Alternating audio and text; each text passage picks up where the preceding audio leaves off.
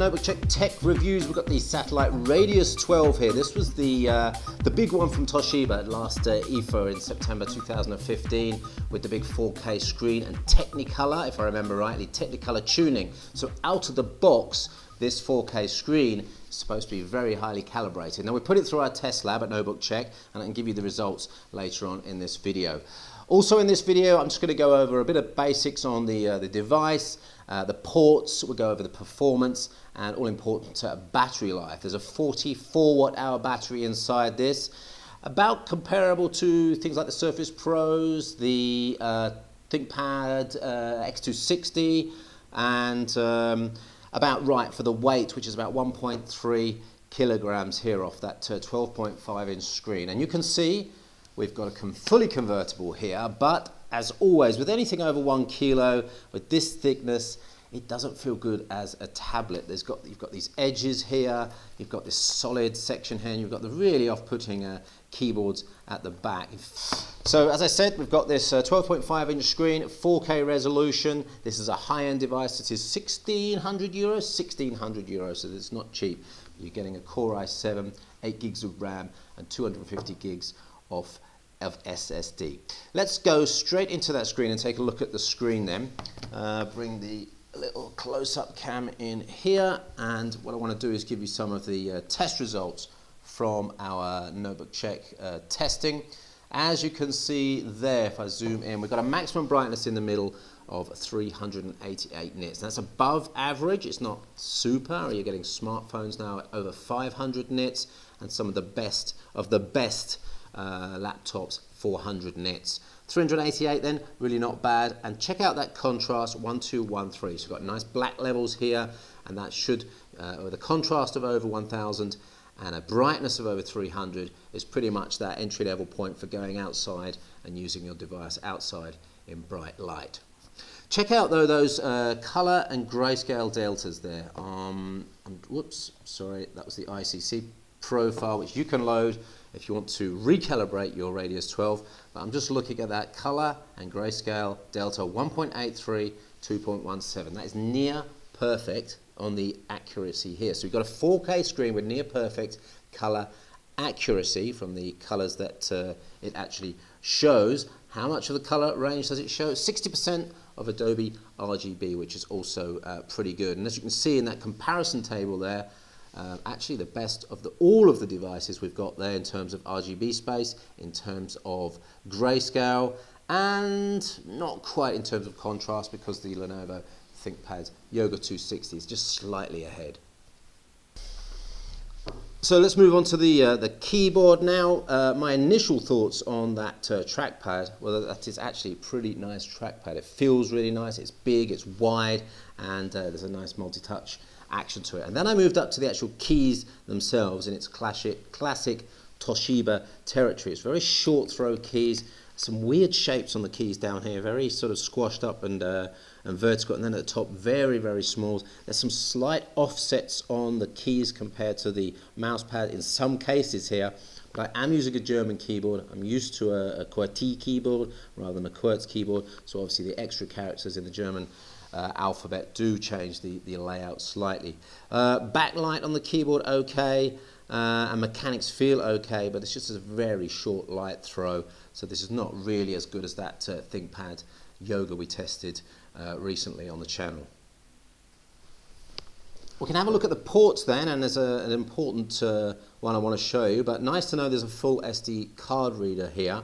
I'll give you some performance test results of the card read speed, because that's important for photographers and videographers. We've got a USB port here. There's the volume button and the power button. And then on the other side, there's a good, interesting selection of ports. No display port, but we have got full HDMI there. Got another USB port. And we've got a USB-C port there with USB 3.1 Gen 2 inside and Thunderbolt capability. So that is an interesting port and nice advanced feature, something you might expect on a device that costs $1,600 anyway, but it's good to see it. There's the headset port there, and power port, no Kensington lock port on this. In terms of mechanics on switching the device from laptop to tablet mode, pretty good, nice and smooth. I'm a big fan of this this mode here, if you're drinking a coffee, reading the news, or doing a presentation to a customer, that's a nice mode to have. As I said earlier, that tablet mode, well, this is a bit heavy for that. So when we get to performance, there's the Core i7 to think of here, plus we've also got to think of this really tight build, and we've got to think about the thermals and whether it's downclocked. So our performance tests will need to check against our long-term load test. But here we go, there's the Toshiba Satellite Radius 12 on a Cinebench, multi-64-bit, getting up there as one of the best in the category, beating the ThinkPad Yoga, which does throttle fairly heavily and fairly quickly because it likes to keep itself as a nice, cool and quiet device. 17% less performance. The Revolve 810, 9% less. Dell XPS 13, a very popular laptop in this sort of ultra mobile laptop category, 4% slower. On the single CPU test there, not much difference between the two. So it's kind of indicating that there might be some throttling going on the other devices, and that the Radius 12 not really throttling too much. Here's another indication that the whole package is working well together here. That's PC Mark 7 score, 5,204. So not only are we probably not getting no down throttling, we've probably got a very fast SSD. So let's just fast forward into our review here, and we'll have a look at the SSD performance, if I can find it. There we go, there's the Crystal Mark 3, 500 megabytes per second sequential read, and down to that 4K write speed, 89.71. Those are for me the two important figures, and really anything above 10 megabytes per second on the 4K write is getting into acceptable territory. Anything up to around the 100 megabytes per second is in the very good category. So that is what you might call a barrier-free SSD there. It's the same story as we look at the 3D Mark 11 performance. Those devices in the same category coming in at under what the Radius 12 is producing here. That ThinkPad Yoga 260, a good 15% slower than the Radius 12. Don't forget we've got the Intel HD 520 inside, so we haven't got a dedicated GPU in here. This is not really targeted at gaming. Having said that, you'll get some entry-level gaming done. Your Minecraft will work, your World of Warcraft at low settings will work, and we've even run Battlefield Hardline on this, a 2015 game, and got 33 frames per second on medium settings, so sort of 720p settings. So that's an acceptable score there. So if you've got some older games, you might be able to run them on this.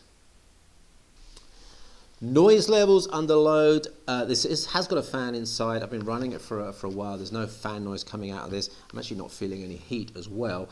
41 dBA on the maximum noise is very good level, so this is a nice quiet device. Take a look at that bit of text there. That tells us all about the throttling. We ran this with a big load, and it ran for over an hour. No, sorry, half an hour. I'm just going to zoom into that bit there. At 3 gigahertz, so that's full speed for over half an hour, unload until thermal throttling sets in. So that was our load test, and you'll see there we've got a maximum of 46.5 on the temperature on the front there. So really, that is a really good package of thermal, of noise and performance all together. So the tuning that's been done on this seems to be very high end. Now let's talk about battery life here. A 44.1 hour battery is not huge. It is quite impressive for the size of device here, and the fact that this is a 2-in-1 and a touchscreen device as well. But my initial tests on the battery, my personal initial tests were that, hello, this is taking a little bit too much power. I've taken McAfee off here to try and get rid of background process. That didn't seem to make too much difference. And in our tests as well, the Toshiba Satellite Radius 12 coming in the worst of the bunch. Check that out, we're only getting 4 hours and 1 minute on our Wi-Fi surfing test on a 44 watt hour battery. That's averaging 10 watts. Something's wrong there. Something's wrong in such a large amount that maybe there's a problem. Maybe there's a firmware issue. Maybe there's some software running in the background that needs really tuning. I will try and take a little further look at this after I've done this review to see if I can just sort of track down what's going on there.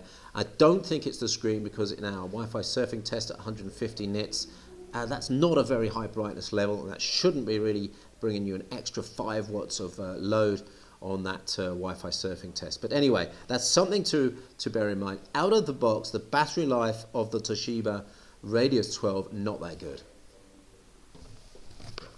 So if you fast forwarded to this section, the pros and cons, the summary breakdown of the score. Thanks for watching at least this bit. Don't forget to give us a thumbs up. Don't forget to subscribe to the videos if you want to get notifications of the next videos that we upload into the channel. Let's go through the pros and cons. So I've got 8 pros and cons to tell you about. First of all, the pros. Design, materials, pretty good. The low height, the actual compactness of this is pretty good. It's a shame it doesn't feel that nice in tablet mode. You've got some sharp edges there. If that was a little bit smooth around the edges, the weight may not be too much of a problem, but a little bit awkward in tablet mode. The performance overall is excellent, and you've got a good performance package. The CPU, the GPU, the SSD. That was the other part of it, and bringing us that good PC Mark 7 score. So really good performance here with no throttling, and of course 4K screen, calibrated almost perfectly out of the box. So if you're a photographer, I mean, this is ideal for a professional photographer. Go out in the field with your client. You can show them some really accurate representations of the pictures you've taken before you post-process them, and you can do some really good reviewing in the field as well. So that's a really nice professional photographers 2-in-1 there. Onto the cons. We've got that lack of Kensington lock port. That might be an issue for some. Manufacturing flaws, well, we did see that the edges on this screen aren't exactly perfectly matched to the metal at the back. You can actually feel some edges there, so that's not perfect. And the keyboard surface is not that great. This is not a high-end keyboard device.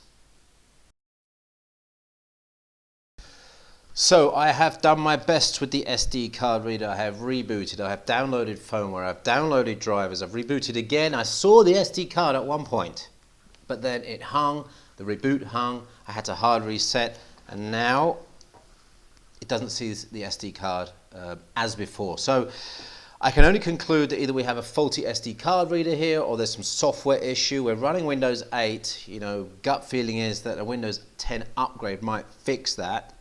But I can't say. All I can say right now is SD card reader doesn't work on this, so I can't tell you how fast it's going to be to transfer. So that said, let's go on to the last bit of the review and just give you the summary of our scores there and the breakdown.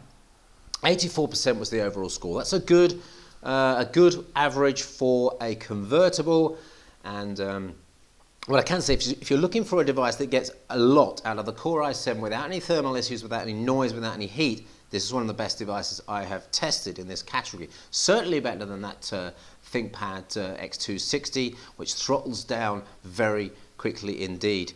Now, after this review, I might go away and test my video rendering test that I do on some devices, just to see how it does with Intel QuickSync, and I might have another little play with that SD card reader. If I do, I'll try and give you an update in the full review on notebookcheck.net and notebookcheck.com.